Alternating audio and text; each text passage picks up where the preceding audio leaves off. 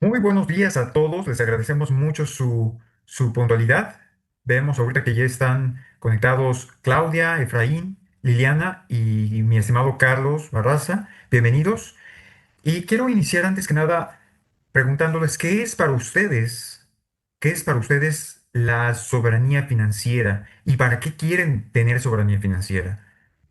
No sé si mi querida Claudia, ¿podrías compartirme un poquito de cuál es el sentir, cuál es la motivación que ustedes tienen para estar en esta sesión, en esta ocasión?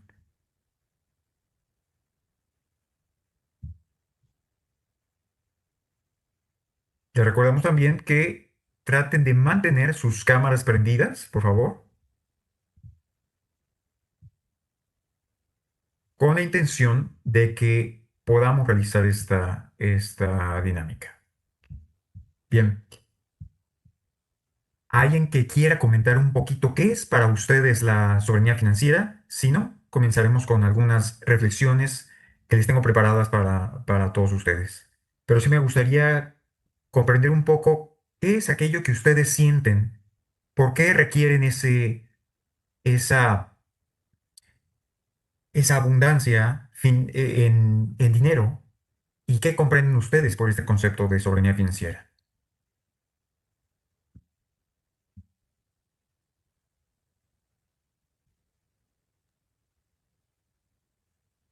Bien, pues vamos a dar inicio entonces a compartir una pequeña presentación.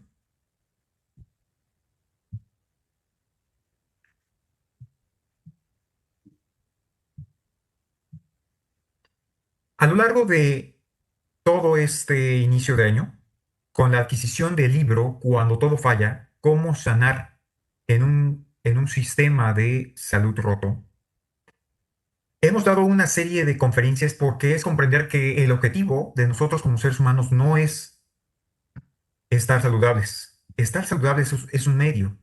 Al igual que la soberanía es un medio. ¿Para qué es un medio? Para tener un propósito, para saber qué hacer, poder desarrollar un legado en este mundo, tener capacidad de decisión, dice Carlos Barraza, excelente, perfecto. Esa capacidad de decisión no se puede lograr si tenemos que estar viviendo con miedo. ¿A qué me refiero? A que muchas veces cuando nuestra integridad, cuando nuestro ser no puede estar totalmente concentrado en su propósito, tiene que estarse desviando en qué voy a comer el día de mañana. Voy a tener suficiente recurso para poder financiar los estudios de mis hijos, de mi familia, para pagar los tratamientos de salud que pueda necesitar. Y aquí es comprender que toda esta serie de conferencias que hemos dado tiene una secuencia específica por una buena razón. Primero que nada, iniciamos con el propósito ontológico. Es comprender que no tiene sentido desarrollar una salud, no tiene sentido si nosotros no tenemos claridad de hacia dónde vamos, hacia dónde nos estamos dirigiendo, por qué hacemos las cosas. Entonces, antes que nada es tener claridad de propósito y eso no es nuestra profesión en nuestra vida. Eso va mucho más allá, es comprender que debemos de salir del estado mecanicista en el cual la mayoría del ser humano existe. Y aquí es comprender que eso incluye incluso a profesionales de las artes, profesionales de las ciencias, personas que se han entregado en cuerpo y alma a lo que están haciendo. Eso no significa que las personas estén viviendo con propósito. Muchas veces hacemos todo eso porque no teníamos de otra, porque no sabíamos en qué invertir nuestro tiempo porque no, porque nos dijeron que nos teníamos que dedicar a algo. Entonces, por ello, primero que nada es tener esa claridad. La segunda parte es comprender que necesitamos, para verdaderamente poder realizar todo este proceso, necesitamos soberanía emocional. Por eso es que la segunda conferencia, después que cuando ya tenemos claridad, necesitamos cultivar la fortaleza, la resiliencia que nos permita soportar los dolores de la vida. Y ahí es donde viene la parte que yo propongo en esta conferencia de soberanía emocional, que es ir mucho más allá de la del concepto de ver la soberanía emocional como hacerte lo suficientemente fuerte para tolerar los dolores de la vida. Tenemos que ir más allá y comprender que incluso el concepto de amor fati es amor al destino. Amas tanto la dicha como los sinsabores de la vida. Si tienes una enfermedad, la abrazas y le das las gracias porque eso es lo que te está permitiendo ese proceso de trascendencia, ese es el reto que tú estás teniendo en este momento. Si tienes una situación, un problema económico, un problema financiero, lo abrazas y le das las gracias. Es comprender que absolutamente todo es justo y perfecto siempre y cuando tengas claridad de por qué están ocurriendo las cosas. Es fundamental para ellos salir del rol de víctima y entrar al rol de protagonista, de creador de realidades. Y aquí por ello es importante dejar la queja. ¿Cuántas veces nos hemos quejado de nuestra situación de salud, de nuestra situación financiera, de las cosas que nos tocan vivir? Y eso la verdad es ego. Cuando, cuando incluso somos vulnerables a la crítica ajena, a lo que los demás dicen, piensan, nos estamos enojando por cualquier cosa, eso nos habla del mal manejo de emociones que estamos teniendo. Entonces, una persona, verdaderamente el cultivo de lo que se llama espiritualidad, implica no el hecho de la práctica espiritual permite cultivar la espiritualidad, pero la verdadera espiritualidad es el hecho de vivir con propósito, con claridad. Y todo lo que hemos hecho aquí es cultivar una vida de trascendencia, una vida cultivar esa espiritualidad. ¿Y qué es la espiritualidad? Es la comprensión de nuestra existencia desde un plano energético. Aquí es comprender la dualidad entre la dualidad onda-partícula, cómo nosotros estamos en este plano desde desde una materialidad y también desde planos más sutiles, energéticos. Pero para poder cumplir con con este propósito de vida, debemos de aprender y jugar con las reglas del juego. Y en este momento, si nosotros estamos vivos, estamos en esta realidad, es porque aceptamos un contrato álmico, aceptamos venir a esta realidad, aceptamos que debemos de jugar con esas reglas y en este momento las reglas de ese juego nos hablan de capitalismo, nos hablan de dinero, nos hablan de comercio. Entonces es comprender que de hecho una persona altamente espiritual sí o sí debe de comprender su rol en el sistema económico. Y para ello es comprender que el sistema económico, el cual se encarga de estudiar los fenómenos de la circulación, de la conservación, de la expansión del valor, tiene como base una herramienta de una abstracción de alto orden, que no es más que una tecnología social que es maravillosa, es fantástica, que es el dinero. Entonces, por ello es que debemos de comenzar a romper muchos mitos, mitos que francamente yo también tenía, porque yo en su momento he de confesar que yo era un hippie, y lo digo de forma despectiva, en el sentido de que el hippismo es pensar que que una vida que podemos salir de este sistema en el cual nosotros nos encontramos. Y dentro de la teoría general de sistemas es comprender que no podemos salir del sistema, nosotros somos parte de ese sistema y nuestra labor no es salir del sistema, esa es una idea infantil que yo tenía antes y que muchas personas han tenido y desarrollado. Lo que tenemos que hacer realmente es cambiarle la energía al sistema. Y aquí es comprender que el problema no es el sistema está perfecto. De hecho, ¿qué es un sistema? Es el conjunto del, del fenómeno o el objeto que está siendo estudiado en interacción con el medio. O sea, cómo dentro de un sistema se está estudiando un fenómeno que interactúa con variables externas. Ese es el famoso medio. Lo que debemos de hacer es cambiarle la energía al sistema, optimizar el sistema, ver cuáles son los programas que están corruptos dentro de ese sistema y mejorarlo. ¿Y qué es la corrupción? Olvidemos del bien y los conceptos de bien y mal. La corrupción es cuando un proceso al interior de un sistema no está haciendo lo que debería de estar haciendo.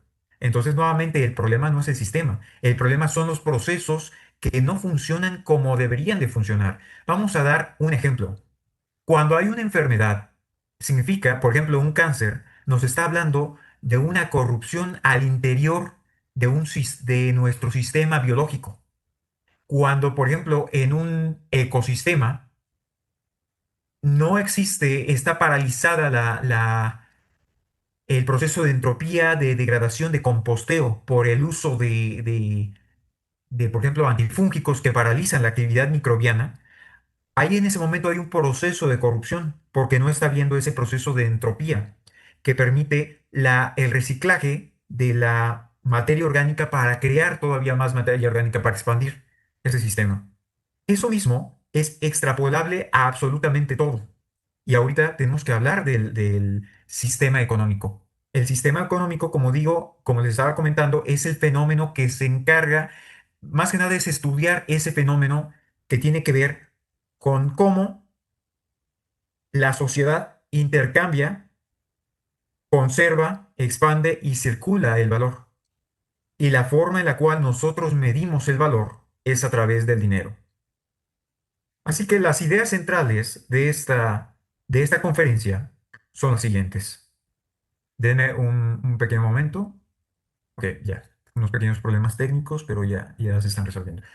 Son, primero que nada, el dinero como combustible del propósito.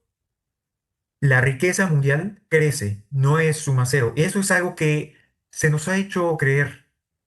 Nos hemos creído muchas veces que, por ejemplo, que cuando hay más ricos, hay más pobres. No es así. Mientras más ricos son las personas de altos, o sea, que mientras más riqueza hay en absolutamente todos los aspectos. O sea, los ricos se vuelven más ricos y los pobres se vuelven más ricos. Esa es la realidad del mundo, del sistema económico.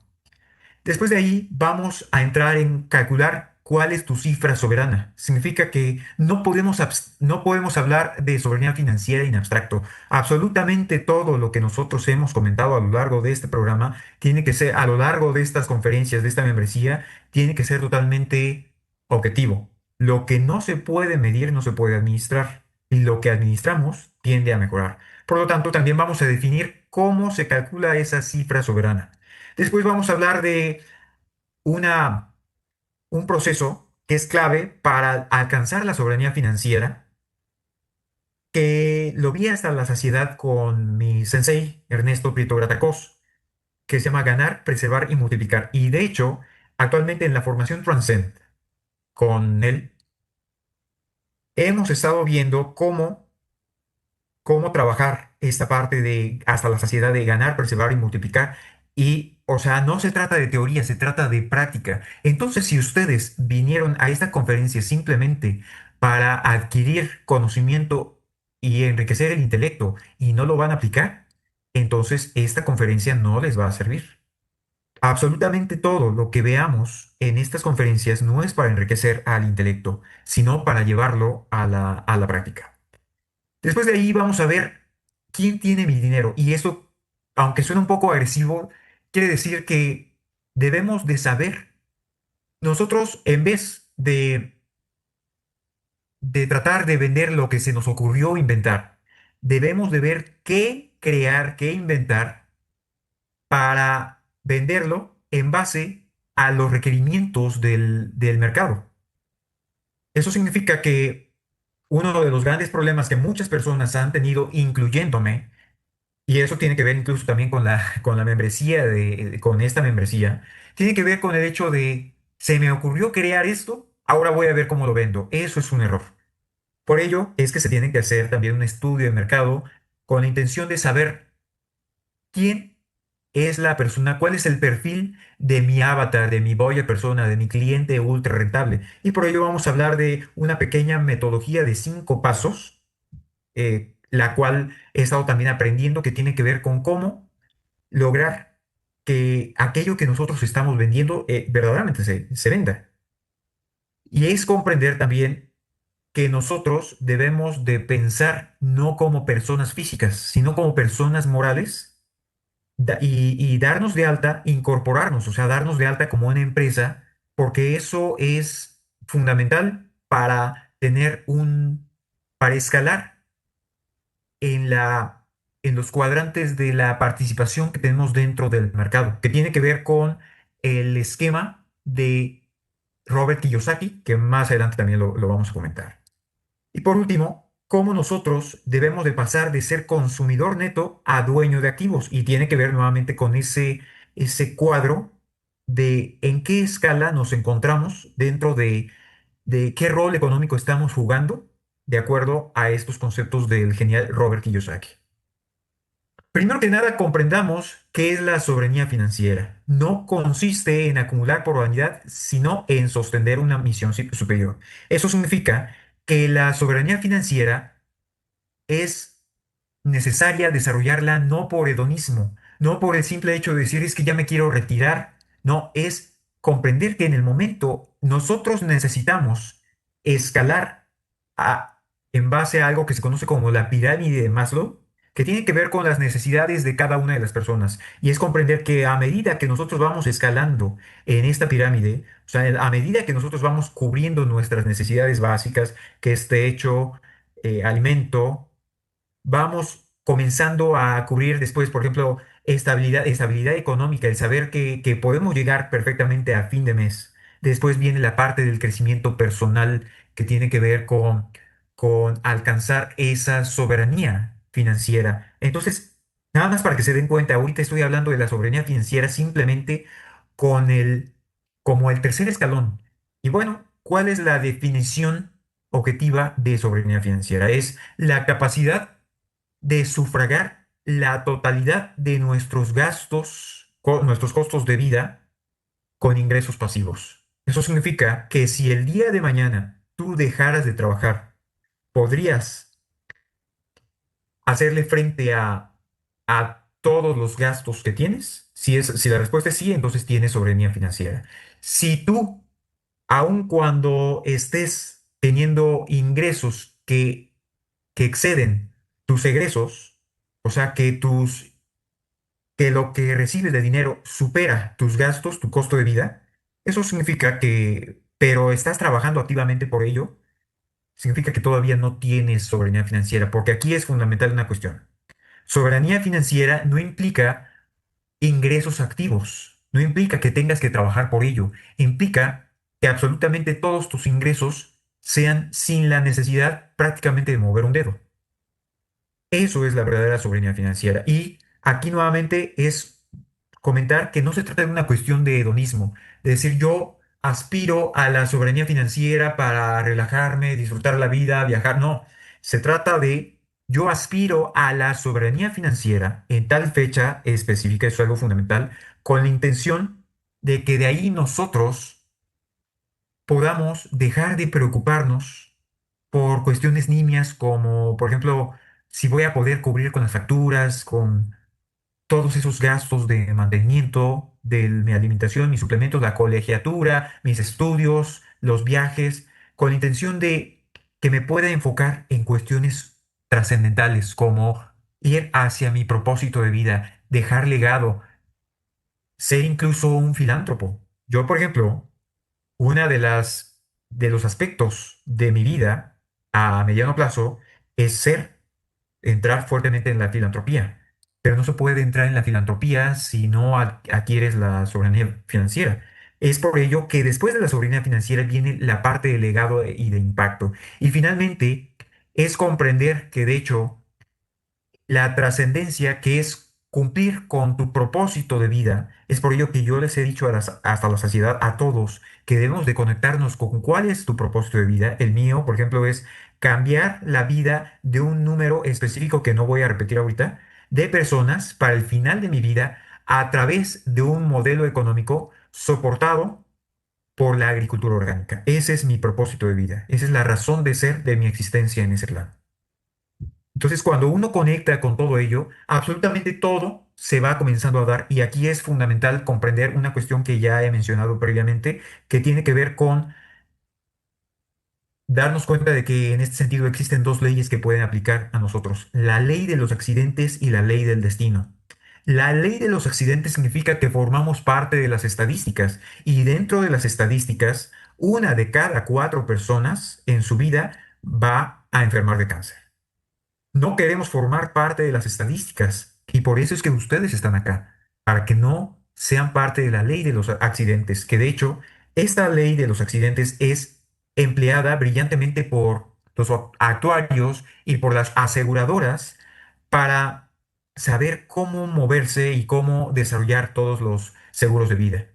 Entonces, si ustedes no quieren ser parte de las estadísticas y verdaderamente quieren vivir con propósito, necesitan conectar con ese propósito ontológico. ¿Cuál es la justificación que tienen en este plano?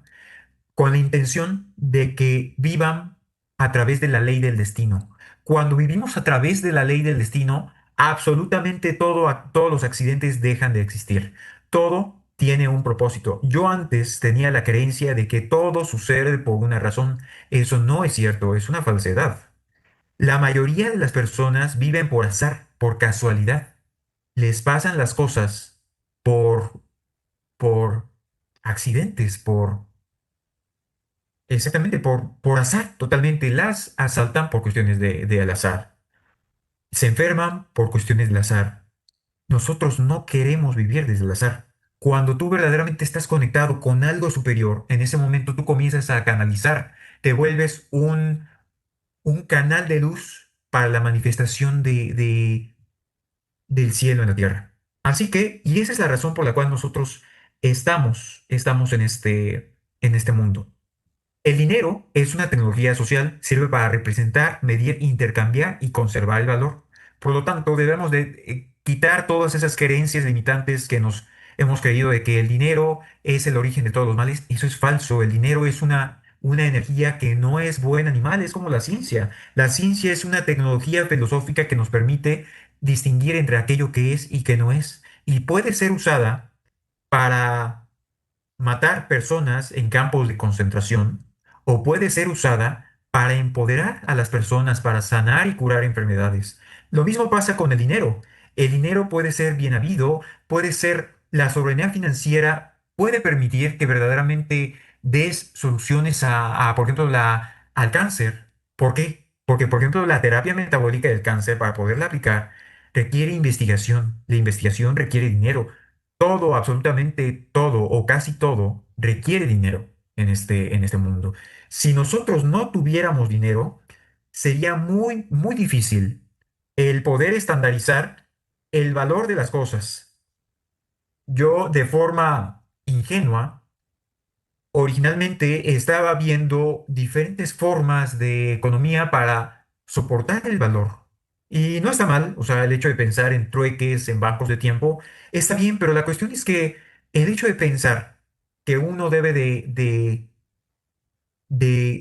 salir de esta economía basada en dinero para entrar en otro tipo de economía, y simplemente enfocarte en esa como si fuera la mujer. Eso la verdad era un poco de la ingenuidad que yo originalmente tenía pensando en que tenía que descubrir el hilo negro, cuando realmente el dinero es parte de un proceso de muchísimo estudio, de prueba y error, a través que ha sido implementado por personas con un desempeño, con un alto desempeño, un grado de iluminación que difícilmente puede ser alcanzado en menos de 40 años de vida. Yo, teniendo 38 años, pues es también una cuestión de decir un poco de humildad. Todavía te falta recorrido para comenzar a pensar en idear tecnologías que muchos antes de ti ya han desarrollado con un estudio mucho más profundo. Bien, entonces, la abundancia material bien orientada sostiene, como les comenté, salud, seguridad y creación. Y aquí quiero comentarles que el dinero amplifica lo que nosotros ya somos. Por eso es que es fundamental antes cultivar el ser, porque dependiendo de lo que nosotros cultivemos, eso es lo que se va a expandir.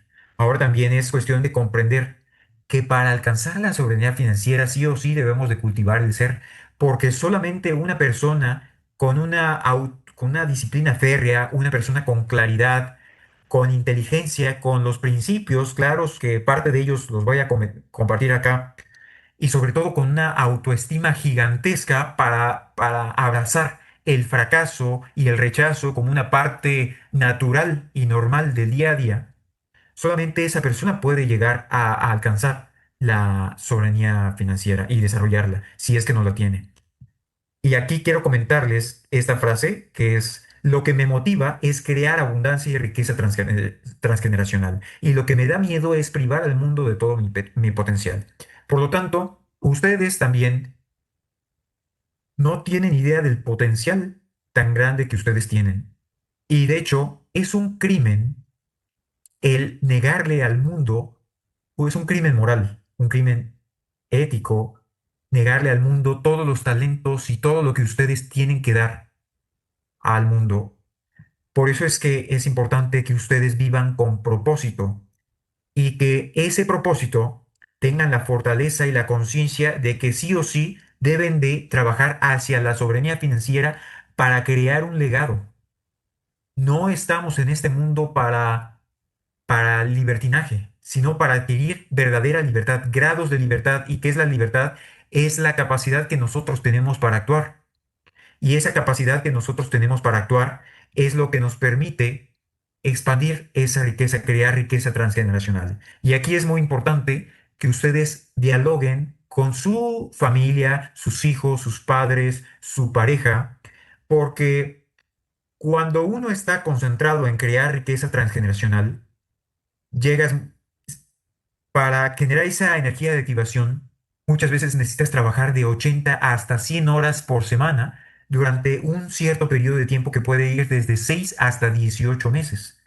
Un proceso que es difícil de sostener, pero que una persona que está conectado con ese propósito perfectamente puede sostenerlo. Y aquí la cuestión es que eso genera roces y fricción con nuestra familia, con nuestros amigos. Entonces, aquí es comprender. Si hay amigos que te están frenando en este propósito, hay que sacarlos de nuestra vida. Ahora, si hay familiares que te están frenando en ese propósito, no se trata de que los saques de tu vida, porque eso, ahora sí que la familia es fundamental y es la base de la sociedad. Entonces tú tienes que realizar un proceso muy amoroso de conciliación y de que tu familia comience a comprender que lo que tú estás haciendo, lo estás haciendo por un propósito elevado, una cuestión, estás creando riqueza transgeneracional, es algo totalmente espiritual y que necesitas ser lo suficientemente inteligente, empático y amoroso para que comprendan que lo que estás haciendo estás en una misión divina. Ahora, para eso también es muy importante romper muchas creencias, que es que la riqueza mundial crece. O sea, no es suma cero, o sea, no es como en el Monopoly. En el Monopoly habían recursos limitados. ¿Por qué? Porque los juegos de mesa turista Monopoly te hacían creer, y de hecho fue diseñado por una persona que trataba de dar una lección de que supuestamente los ricos se enriquecían a costa de los pobres, y eso es falso. Es cierto que a lo largo de la creación de riqueza ha habido dinero mal habido, por ejemplo, ha habido esclavitud, pero eso no es una cuestión intrínseca de la creación de riqueza. De hecho, la parte intrínseca de la creación de riqueza es mejorar la vida para absolutamente todos. Ya depende de ti si lo haces de una forma ética o no. Y la verdad es que si estamos acá es para hacerlo de una forma totalmente ética. En el Monopoly, este juego es comprender que era un sistema cerrado. Y lo que nosotros estamos viendo cuando hablamos de la economía es un sistema abierto que se estudia a través de la teoría general de sistemas de Ludwig von Bertalanffy. Esto significa que cuando estamos hablando de un sistema abierto, la riqueza tiende a infinito. Y aquí quiero mostrarles dos gráficas, perdón. La primera que no está totalmente bien diseñada. ¿Por qué? Porque aquí básicamente se ve cómo era el Producto Bruto Mundial hace muchísimos años, o sea, en el año cero de nuestra era. Y realmente esta línea no debería de ir por acá. Debería de ir pegadito acá y luego subir acá casi como una asíntota. Eso significa que la riqueza está creciendo de forma desmesurada. Nos han dicho que el mundo se está acabando, que estamos destruyendo la naturaleza. Eso es falso, totalmente falso, falso. O sea, ciertamente hay riqueza que se crea a través de procesos que son totalmente, digamos, son incorrectos, son nefastos, pero eso depende del tipo de ser, del tipo de economía que nosotros creamos. Ahora, podemos ver aquí en esta gráfica cómo ha crecido también la economía desde 1925 hasta tiempos modernos. Entonces, nuevamente, la riqueza está tendiendo a absoluto. Por lo tanto, la riqueza no es un pastel fijo ni un juego de suma cero. La innovación, la productividad, el comercio y la tecnología expanden el valor total. Entonces, y aquí es preguntarnos también, ¿qué es lo que gana cada uno de los actores económicos en el mundo? Primero que nada, el comprador gana una solución, el vendedor gana un ingreso y la sociedad se beneficia de la circulación de ese valor. ¿A qué me refiero con eso? Significa que absolutamente todo aquello que genere riqueza va a impactar porque va a permitir ese flujo del dinero que redunda en que la riqueza que nosotros generamos después se usa para pagar diferentes servicios, para contratar todo aquello que nosotros hacemos para nuestro propio beneficio, termina beneficiando al resto de la economía, o sea, al resto de las personas. Y aquí es comprender un error conceptual que se ha desarrollado, que es la famosa empresa socialmente responsable. Es realmente una contradicción el hecho es algo redundante decir empresa socialmente responsable, porque la única responsabilidad social que debe de tener una empresa es que le vaya fenomenal. Cuando a una empresa le va exageradamente bien, significa que está siendo socialmente responsable. La irresponsabilidad social es descuidar el dinero, descuidar el flujo, las finanzas de la economía y de la empresa y que ésta se vaya a la bancarrota. Eso no quiere decir que una empresa no tenga el derecho de quebrar, de ir a la bancarrota. Y de hecho ahorita vamos a ver algunas estrategias para permitir que una empresa pueda quebrar, pueda ir a la bancarrota sin que afecte el patrimonio personal, el patrimonio familiar. Entonces, cuando nosotros hablamos de una empresa socialmente responsable, simplemente nos tenemos que abocar en, primero que nada, a hacer algo ético y después de eso, simplemente que te vaya fenomenal. Es el único deber de una empresa. Y cuando hablo de empresa, me refiero a que cada uno de nosotros deberíamos sí o sí estar constituidos no como persona física, sino como persona moral con la intención de escalar a la soberanía financiera. Cuando tu propósito es elevado, alcanzar soberanía financiera puede y debe de ser un deber moral. Y aquí es comprender que si tú te enriqueces, no lo estás haciendo a costa de los demás. Cuando tú te enriqueces, tiene que ver con esta frase que es acá, estás enriqueciendo a absolutamente todo el mundo. Bien, ahora vamos a hacer un pequeño ejercicio para todos que tiene que ver con cómo calcular su cifra soberana. Vamos a dar un minutito para que todos ustedes calculen más o menos cuáles son sus gastos anuales reales, incluyendo impuestos, y a eso le van a sumar un 30% para imprevistos. Entonces, voy a dar ese minuto a partir de ahorita. Tomen lápiz y papel y empezamos en 3, 2, 1 y adelante. Hagan un cálculo, por favor, de sus gastos anuales.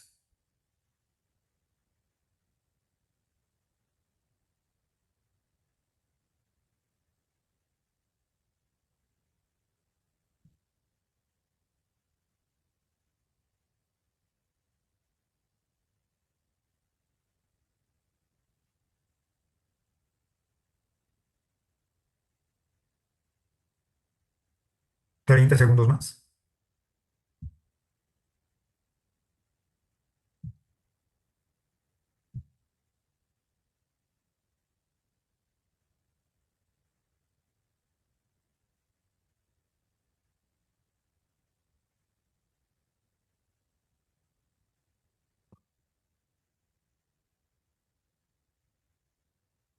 Bien, entonces a esa cifra que ustedes tengan, que debe incluir sus impuestos, le van a sumar el 30%.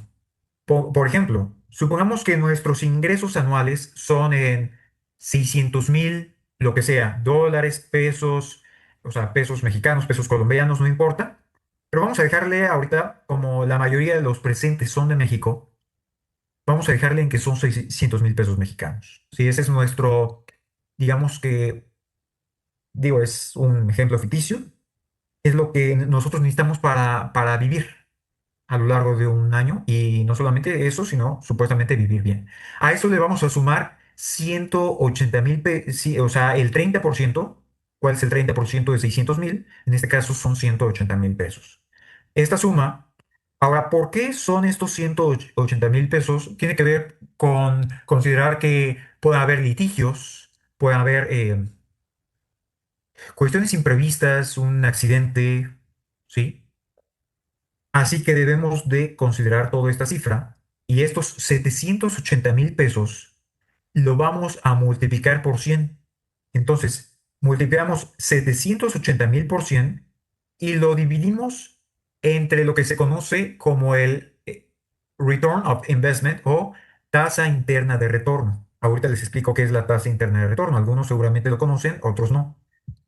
Pero la tasa interna de retorno es básicamente cuando tú inviertes, aquí es fundamental que ese dinero no esté alocado, no esté dentro de un banco, no esté debajo del colchón, porque cuando nosotros tenemos dinero que está totalmente parado, lo tenemos almacenado en casa sin hacer nada, ese dinero se está depreciando, se está devaluando y se está pudriendo básicamente. O sea, no le estamos dando juego. Así que para ello, más adelante ahorita vamos a ver vamos a ver tres cuestiones. Una se llama ganar, preservar y multiplicar. Y dentro de preservar es importante cómo evitar la depreciación del dinero. Eso significa que nosotros el dinero debemos de mantenerlo en una inversión y esa inversión debe de darnos un porcentaje de retorno anual.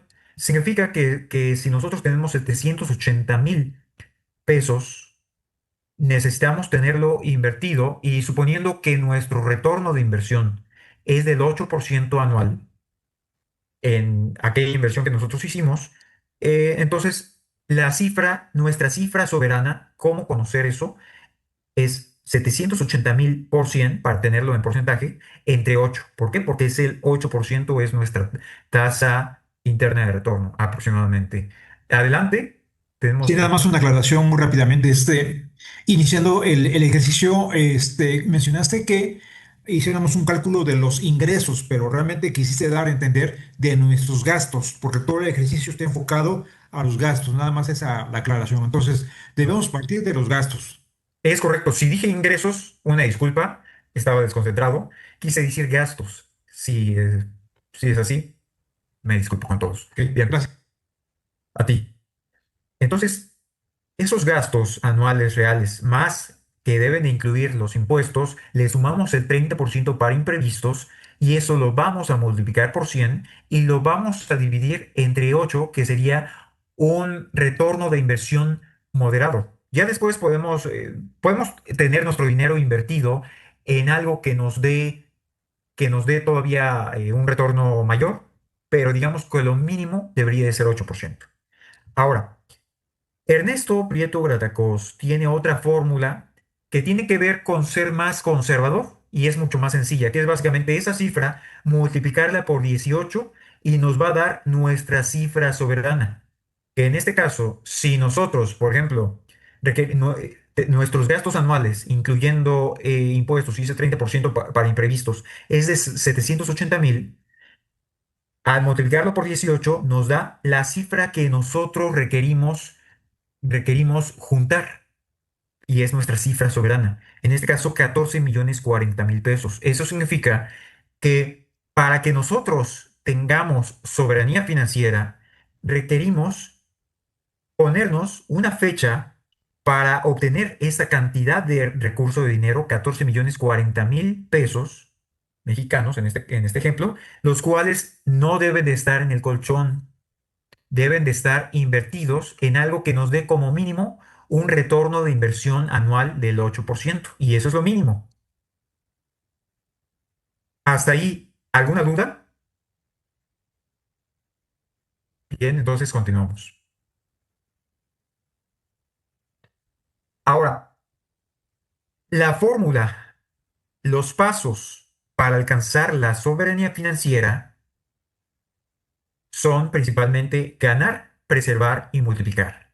Lo primero es, uno podría decir, pero ¿cómo se te ocurre que yo voy a llegar a tener un ahorro de 14 millones de pesos si yo prácticamente vivo al día? Bueno, ahí es donde viene la parte de ganar, que significa crear ingresos superiores a tu costo de vida. Entonces debemos de movernos como sea para buscar formas de obtener cada vez más y más ingresos. Y eso implica el hecho de comprender que hay algo que se conoce en química cuando hablas de reacciones enzimáticas, cuando hablas de reacciones catalíticas, de básicamente una reacción química, necesitas una energía mínima para que esa reacción química tenga lugar.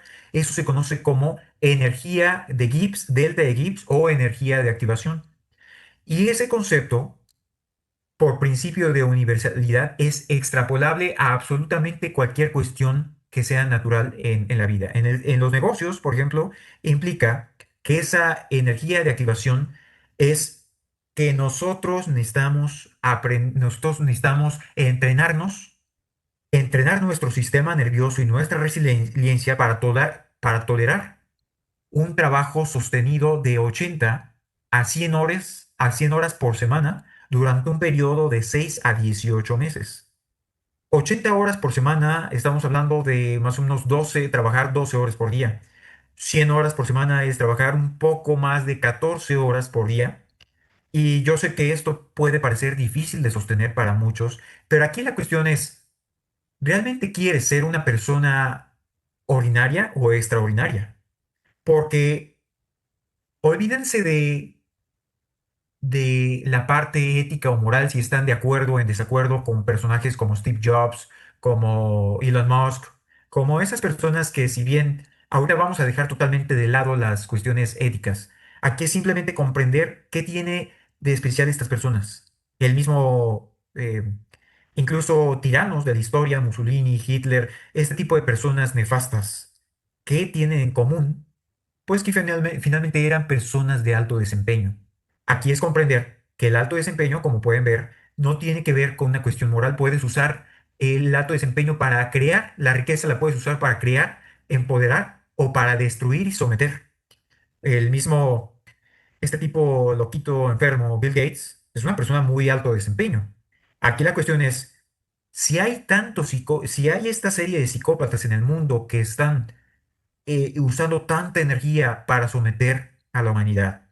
Cuanti más razón, ustedes, si quieren evitar ser víctimas de ese sometimiento, necesitan escalar a decir, ok, yo no quiero que me manipulen, yo no quiero ser una persona ordinaria, quiero ser una persona extraordinaria. Por lo tanto, yo los estoy invitando a entrenar sus emociones, su sistema operativo. ¿Cuál es su sistema operativo? El sistema nervioso para tolerar y sobre todo tener la inteligencia y el esquema de productividad fija que les permita soportar estas 80 a 100 horas de trabajo por un periodo de 6 a 18 meses sin vulnerar su salud, ¿sí?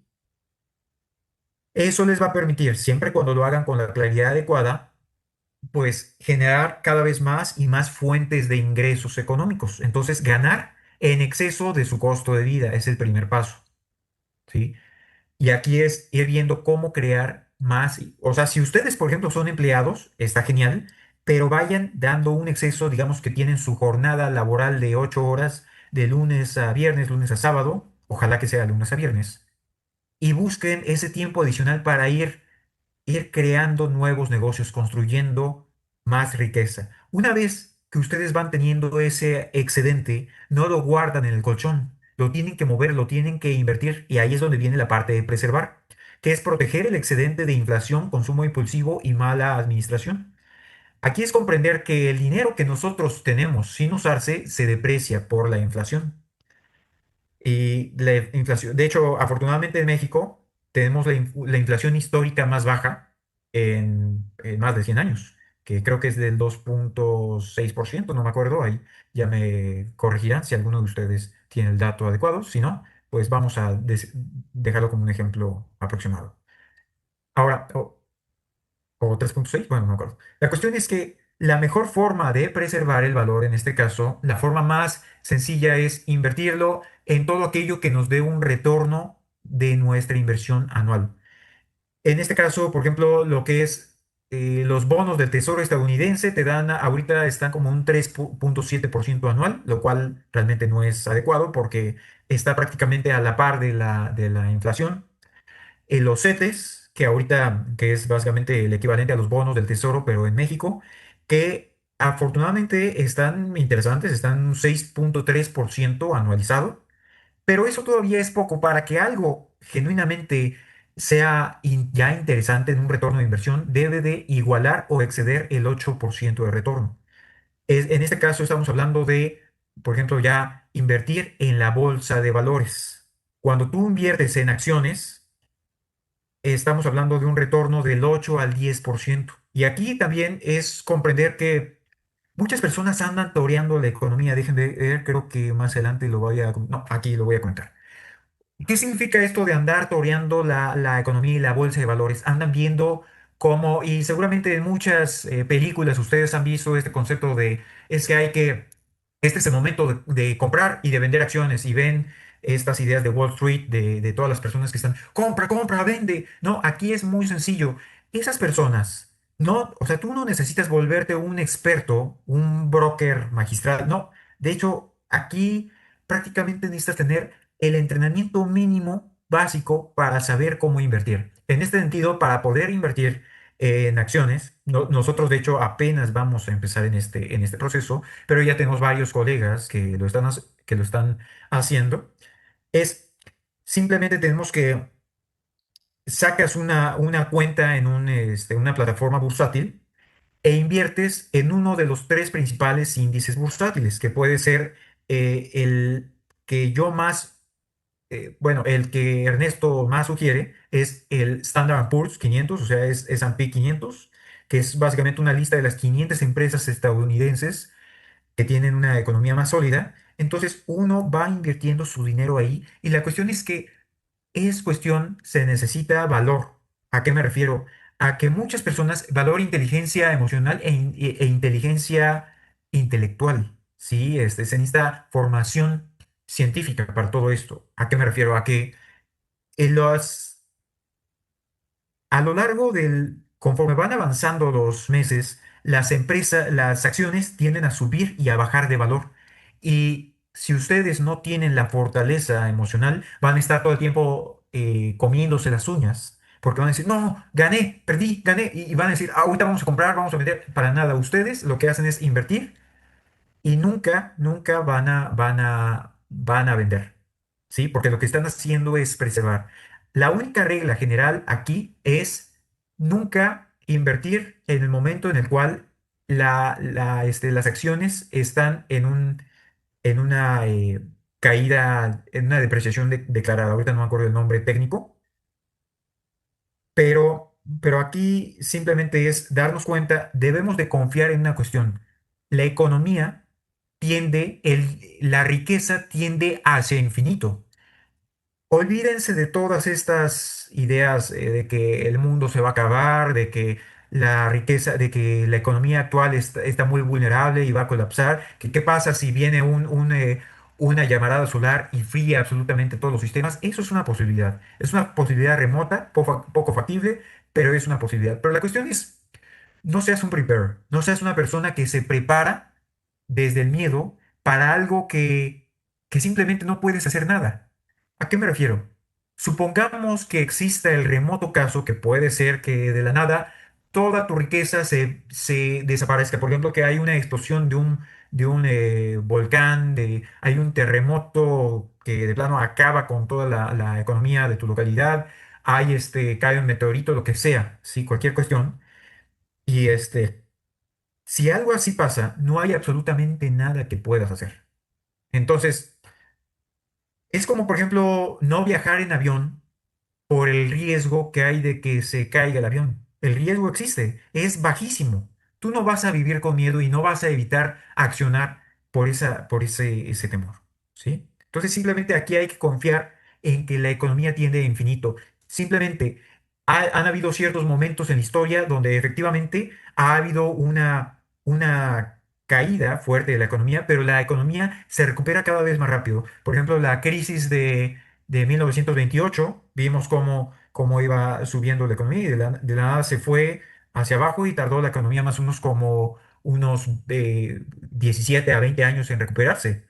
Después pasó por ejemplo, lo del 2008 y nos damos cuenta de que en ese momento, pues la economía en vez de tardar en vez de haber tardado 17 a 20 años, como tomó en 1928, tardó escasos 3 años en recuperarse. Luego vino la falsa paniquemia del 2020, 2021, ¿sí?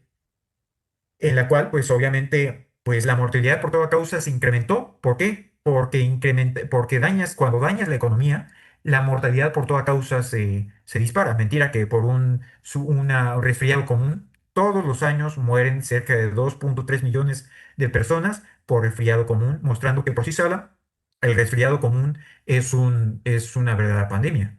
Y esas cifras no se vieron exageradamente infladas como se nos hicieron creer con este supuesto, esta contingencia sanitaria de falsa bandera.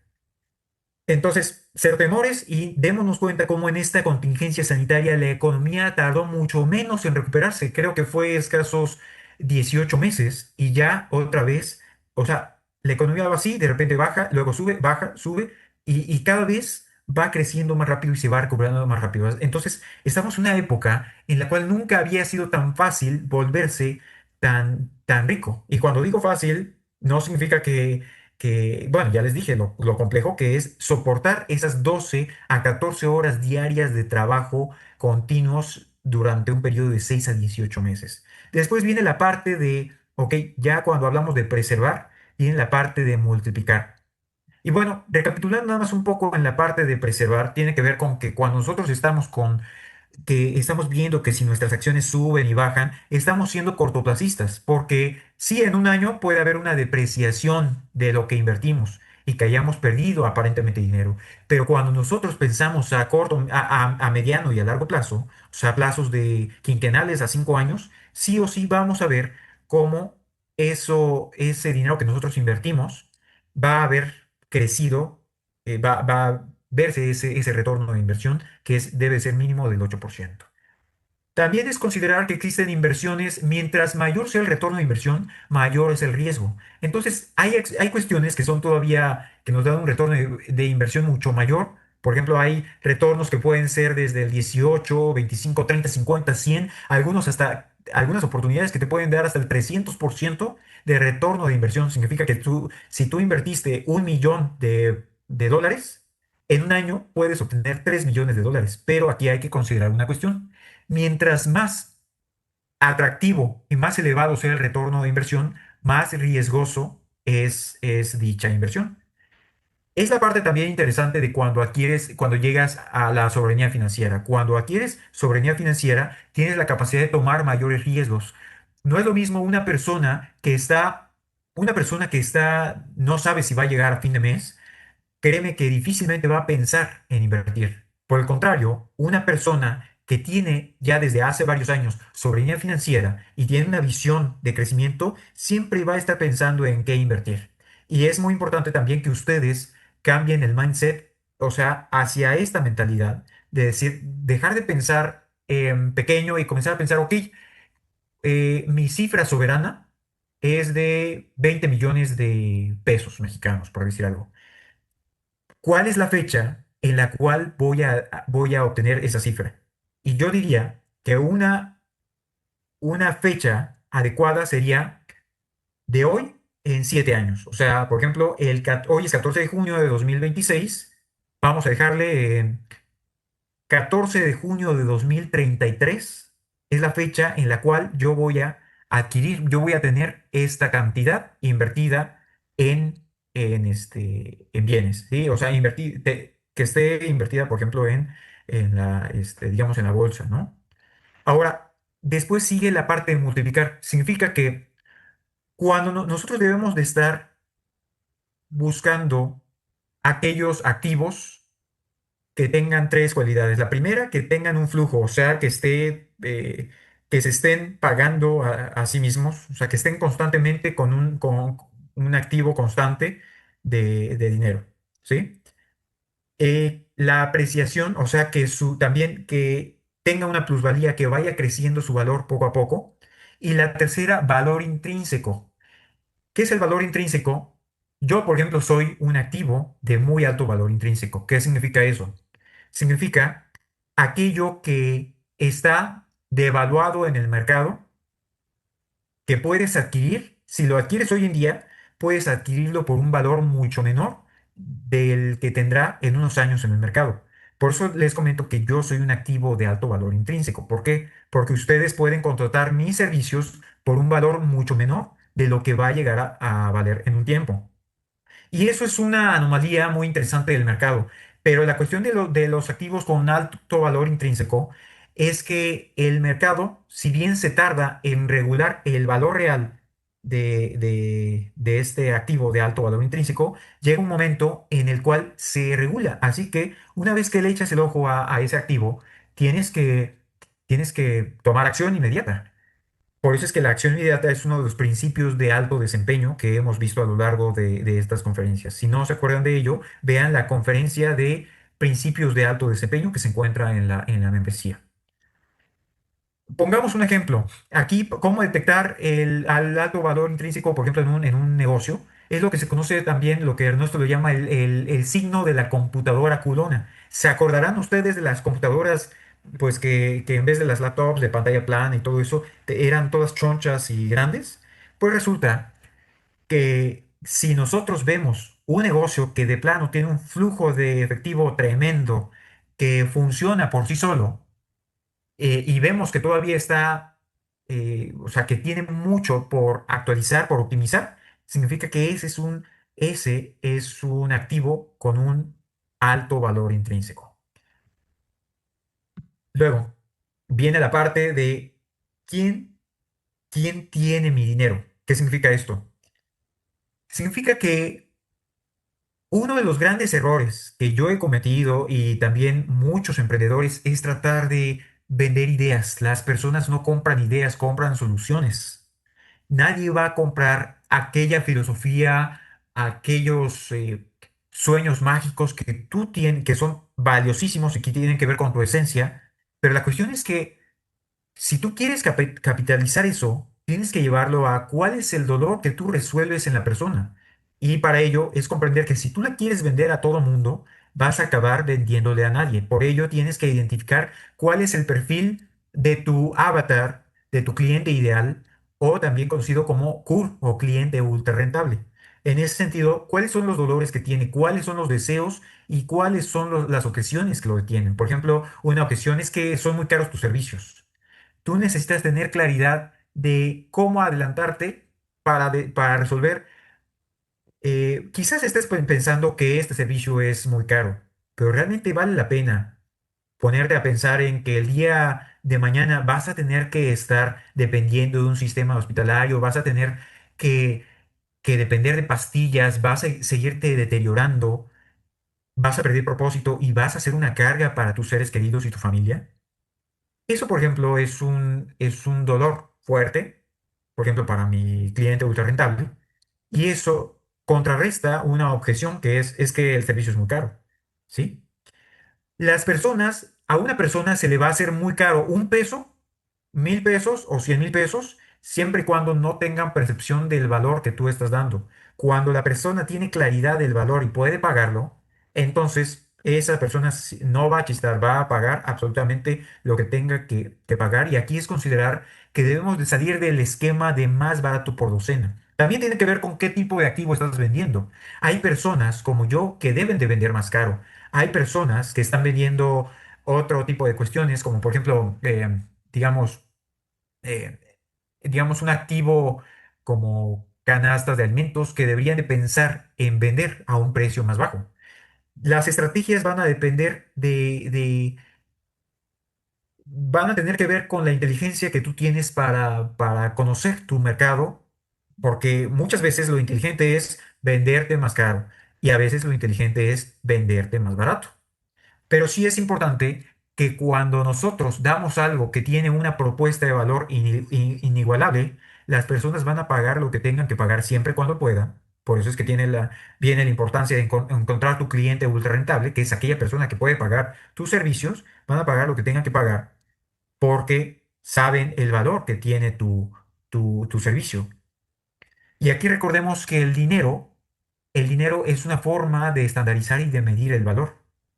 Entonces, para esto, una metodología que yo estoy aprendiendo muy interesante de un, una persona un tremendo coach que tengo que se llama Julio Hierro, su metodología se llama Tsunami de Ventas, hasta el nombre, o sea, clarísimo, es atraer, educar, vender, crear comunidad y crear datos.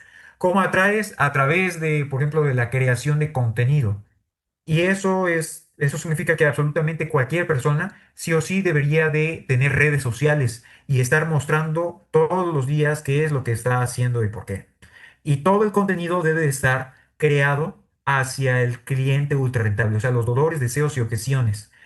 Luego viene la parte de educar, por ejemplo, qué es lo que yo estoy haciendo aquí con ustedes, un proceso de educación que toma tiempo, toma esfuerzo, pero tú educas a una persona que está convencida de lo que vale lo que tú estás haciendo. O sea, yo a ustedes no los estoy teniendo que atraer, estoy haciendo un proceso de educación porque ustedes ya, si están acá es porque saben lo que vale este material. Después viene la parte de vender. Luego viene la generación de una comunidad que permite seguir manteniendo. Aquí básicamente es cómo tú tienes la capacidad de venderle a la misma persona varias veces. O sea, por ejemplo, cómo le vendes 3 veces al mismo cliente. Para eso sirve la comunidad. Y finalmente obtener los datos para saber qué es lo que funciona y qué no. Todo esto se puede considerar como un proceso científico, concentración, crítica, corrección. Sí, esto es método científico totalmente. El mercado ya tiene el dinero. Tu tarea es encontrar quién reconoce el problema que tú puedes resolver. Obviamente aquí estamos hablando de personas éticas que están dando valor, verdadero valor. No estamos vendiendo humo, que de esos existe mucho y para eso no estamos acá. Bien, la última cuestión aquí, bueno, faltan 2 cuestiones, es hay que aprender a jugar como una empresa. ¿Qué significa? Que dejemos de pensar como personas físicas y tomemos la primera regla es la regla de la incorporación. Significa que nos demos de alta como una persona, por ejemplo, ahorita nosotros como All in One estamos viendo la posibilidad de darnos de alta también como sociedad de responsabilidad limitada. Sí, que en inglés se llama LLC o Limited Liability Corporation. Hay otras formas, o sea, tienes que revisar también qué es lo que más te conviene, si te conviene una C.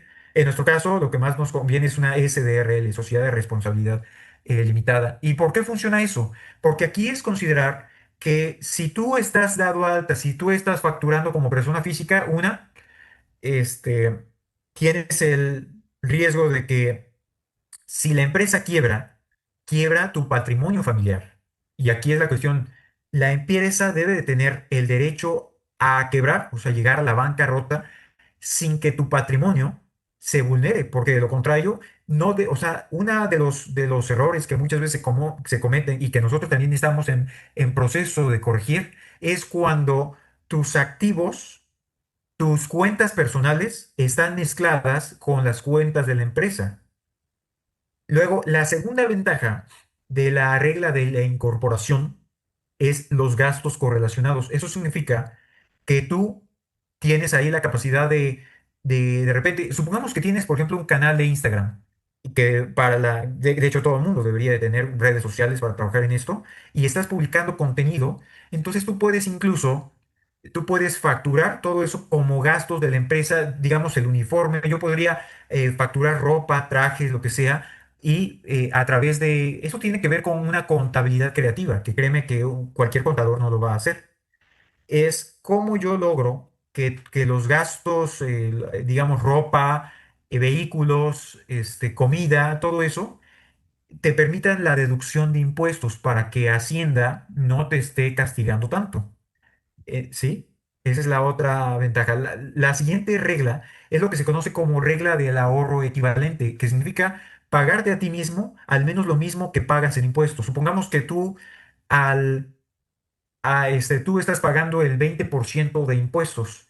Eso significa que tú debes tratar de ajustar tus gastos de tal forma que si tú le estás pagando al SAT, si le estás pagando a Hacienda, el SAT en México, si le estás pagando el 20%, entonces necesitas pagarte a ti mismo otro 20%, que es ese 20% va a ir directo a la preservación, ¿no? de los recursos. O sea, recuerden, ganar, preservar, multiplicar. En preservar, ese recurso va a ir directamente a comprar no acciones, sino índices de acciones. Nunca hay que comprar acciones por separado, hay que comprar índices accionarios a través de, aquí, por ejemplo, hay eh, dos plataformas interesantes hay tres de hecho que podemos usar. Una se llama Fidelity, que ya estuve revisando, no es tan fácil en México emplearla para empezar a jugar con la bolsa.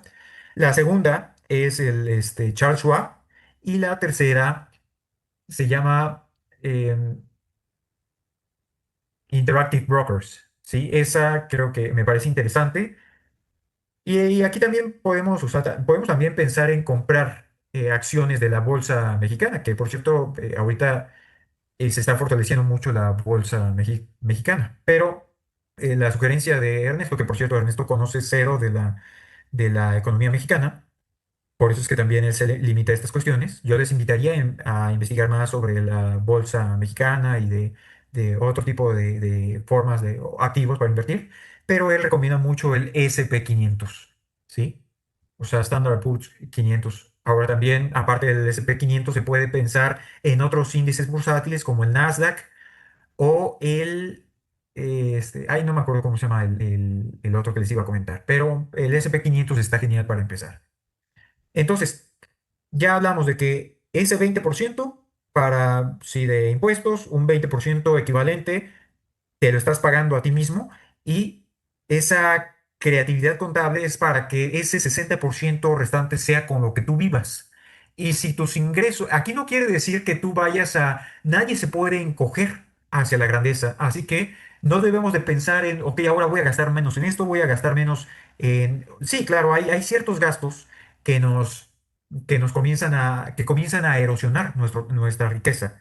Y eso hay que quitarlo, ¿sí? El hecho de comprar ropa de marca, a menos que verdaderamente sea algo estratégico, adelante, el hecho de comer en restaurantes finos, si no tiene un fundamento estratégico, si tiene un fundamento estratégico, viajar en primera clase o comer en restaurantes finos, no se justifica. O sea, ¿por qué? ¿Y por qué lo digo? Porque también hay que tomar en cuenta que muchas veces hay personas como yo que el hecho de consumir, de comer a veces en restaurantes finos, que hasta ahorita no lo he hecho todavía, salvo un par de veces, pueden tener un fin estratégico. De ser así, si está alineado con tu estrategia, con tu objetivo realmente importante, entonces adelante, hazlo. Si comprar ropa fina está alineado, hazlo. Si es simplemente hedonismo, si es tratar de buscar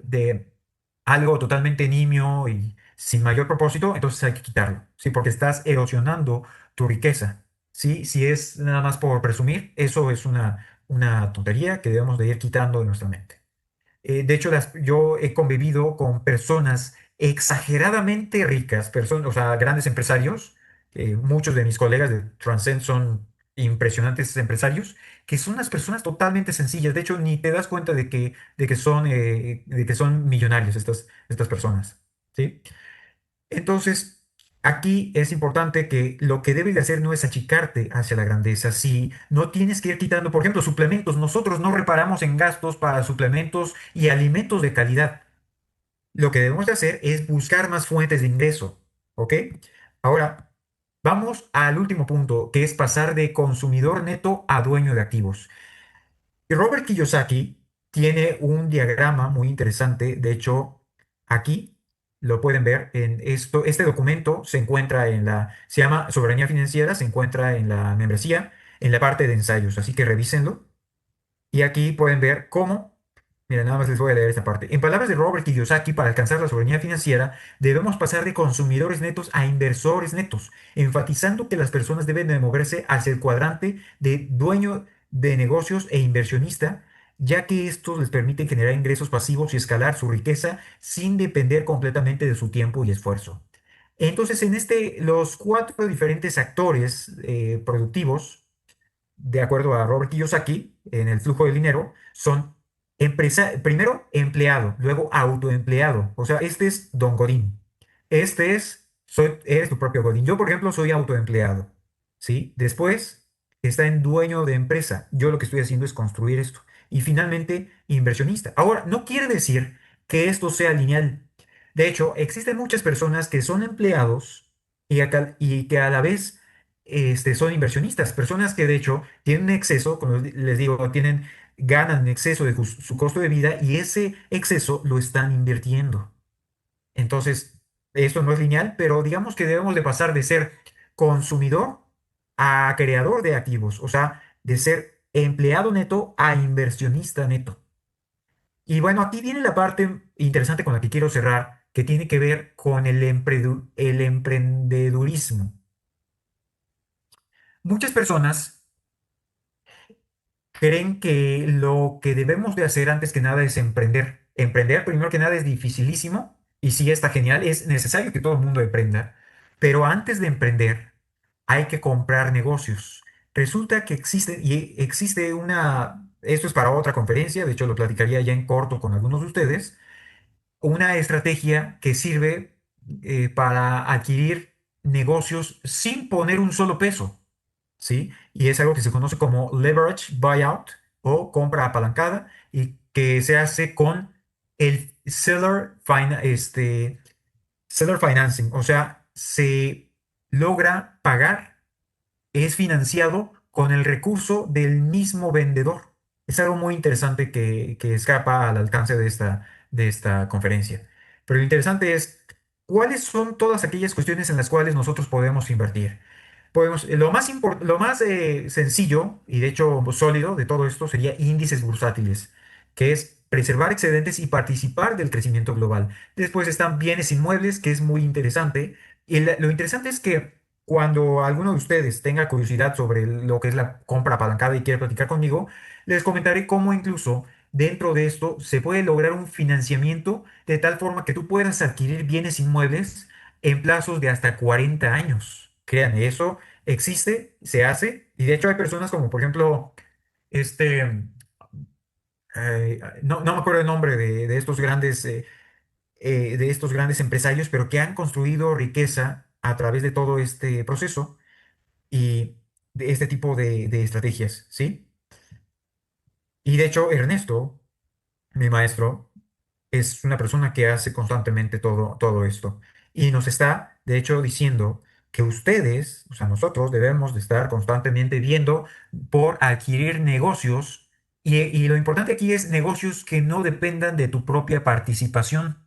Eso significa que funcionen, tengan un flujo constante de efectivo, lo cual requiere un due diligence, o sea, una auditoría contable para revisar que todo esté en orden. También eso es algo que escapa más de lo que podemos platicar acá, para saber cuándo es adecuado adquirir un negocio que funcione sin que nosotros estemos al pendiente. Y eso es un ingreso totalmente pasivo. O sea, estás pasando de consumidor a dueño de activos. Estás pasando de empleado neto a inversor neto. Luego de ahí están, por ejemplo, lo que les comentaba, estos negocios con flujo, es lo que les estaba comentando ahorita, el leverage buyout. Y aquí existen dos cuestiones, dos razones por las cuales uno adquiriría un negocio. La primera es para ingresos pasivos y la segunda es para hacer lo que se conoce como integración vertical, que significa que el negocio que tú estás comprando, si tú tienes una empresa que deberías de tener o estar pensando en tener una empresa, sea algo que permita bajar tus costos de producción. O sea, si por ejemplo tú tienes, les voy a hablar de un caso real, si tú tienes un colega mío que es dueño de una cantidad masiva de franquicias paraderos de carretera, muy nice, en el norte de México. Él lo que hizo es, en vez de comprar el pan, o sea, la bollería, él mismo la fabrica. Se compró las panaderías que le maquilaban y él mismo produce el pan. Entonces, una siguiente integración vertical que él puede hacer es adquirir tierras productivas agrícolas que lo que hagan es producir por ejemplo, el trigo, los ingredientes para todo ello.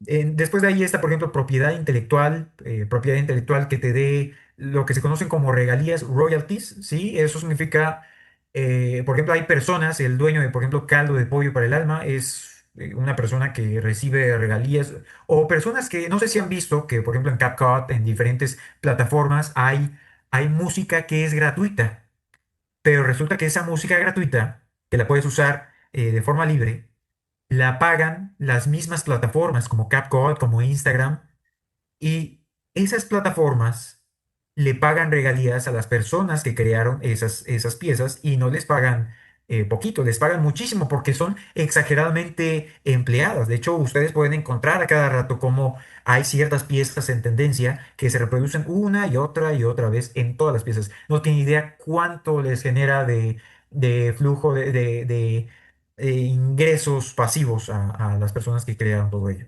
Entonces, nuevamente, primero acumular una masa crítica, después compras activos con alto valor intrínseco y después piensas en emprender. Primero, compra activos con alto valor intrínseco que ya produzcan cash flow y más adelante, en ese momento, o sea, flujo de efectivo, y más adelante piensas en otras cuestiones. Y aquí es cuestión de no pienses en inventar la rueda.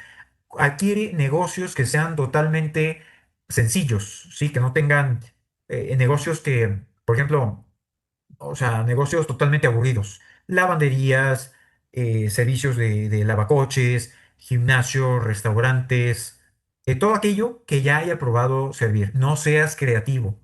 El problema de todo aquella persona que busca ingresos pasivos es tratar de ser creativa. El emprendedurismo busca la creatividad.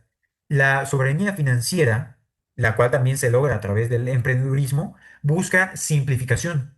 Cero creatividad. Hacer es seguir fórmulas preestablecidas, ¿sí? La soberanía financiera no es escapar de la vida, cierro con esto, es tener activos suficientes para servir a la vida sin pedir permiso. Muchas gracias. Ha sido un placer darles toda esta información.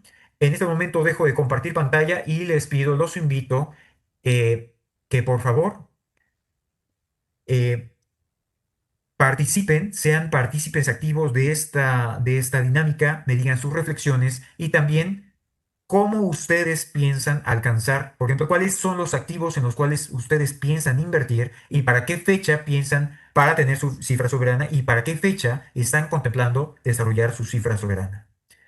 Le doy la palabra a quien decida tomarla, por favor. Un placer, mi querido Carlos Barraza. Si cualquier persona que quiera participar, les pedimos que abra su micrófono. Aquí tenemos la mano levantada del staff. Adelante.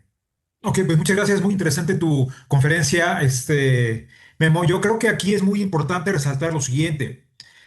En prácticamente todo lo que hemos compartido hasta ahorita, a lo largo de un año y medio en nuestras conferencias, ha sido un proceso, de mucha congruencia, es decir, todo lo que compartimos es porque ya lo hemos experimentado, ya lo hemos puesto en práctica, ya estamos, de hecho, tenemos información fidedigna de cómo nos fue, cómo nos ha ido, y la estamos compartiendo. Aquí es asombroso porque estamos ahora sí, prácticamente haciendo el avión sobre el vuelo. Algunas cuestiones no nos están, saliendo como estamos planeando, pero estamos compartiéndoles lo más que estamos aprendiendo en ese interesantísimo proceso que es soberanía financiera. Soberanía financiera no deja de estar vinculada con soberanía individual, con soberanía de salud. Y eso es fundamental. Si no cuentas con esa soberanía financiera, pues algunos de tus expectativas, sueños, retos, anhelos, objetivos, brutalmente importantes podrían no llevarse a cabo. Por eso es importantísimo. Si bien hay terminología que puede exceder nuestra comprensión en este momento, yo los invito a que en las conferencias posteriores vamos a ir desglosando esta caterva, esta cantidad de datos tan interesantes que ha plasmado Memo, ¿sí? Entonces, perdamos el miedo, y esto lo decimos desde nuestro propio miedo, si es que así se le puede llamar, porque hablar de invertir en la bolsa o en las bolsas es algo que pensamos que está en manos únicamente de personas pudientes. Y no, no es así. Hay que romper ciertos esquemas que nos han forzado por una cuestión de tendencia o de... Mentalidad, ¿mande? mentalidad. O de mentalidad a hacerlo así. Entonces, demos un paso adelante, démonos un voto de confianza, de total y absoluta confianza para llevar a cabo este proceso. No somos doctos, estamos aprendiendo algunas cuestiones sobre la marcha y estamos con pleno deseo de compartir. Bien, ese es mi punto de vista, y ya nada más puntualizar alguna información que nos fue pidiendo, que nos fueron pidiendo, la acabo de plasmar. Por ejemplo, con respecto a las bolsas internacionales, aquí me permití compartir algunas, bolsas mexicanas también, y ya me puede ser más específico cuáles de las tres que mencionó son las que recomendó, ¿verdad? Y otra cosa, cuando Memo dio el ejemplo de integración vertical, hay que ser muy puntual.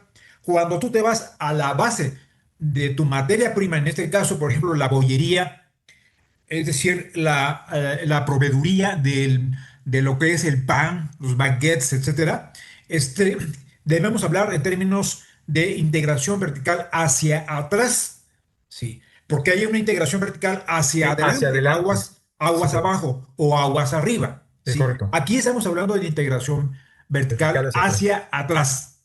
Gracias. Esa fue Aquí mi le damos participación. muchísimas gracias y le damos la palabra a nuestro querido y admirado doctor Alfredo Salvati. ¿Qué tal? Buen día. Pues información muy, muy interesante.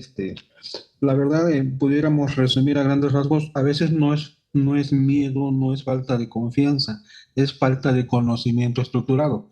Entonces, desde esta idea, sí, tiene uno a veces planes, proyectos, pero este estudio de mercado del que se habla, que es, yo creo que la base, necesita manejarse a través de una comunidad. Una cosa es el conocimiento individual, lo que yo entienda sobre la parte económica. Otra cosa es cómo en comunidad hacer el equipo. La sociedad mexicana en particular no es muy docta o muy ducha con relación a justamente ensamblar conocimiento. Entonces, una vez que esto se está haciendo acá como una invitación a que sí entre uno, pues no podemos mencionar lo que sea al hecho de entrar, como se dice el dicho mexicano, no como el borras, a la brava, sino hay que revisar diferentes cosas, y aquí entonces la idea o la propuesta que yo creo que puede funcionar es a quien ya le ha dado ciertos resultados a alguna cuestión, aparte de compartir, es cómo fusionar un grupo compacto para que se vayan logrando desde las diferentes expectativas o desde los diferentes campos en los que se desarrolla.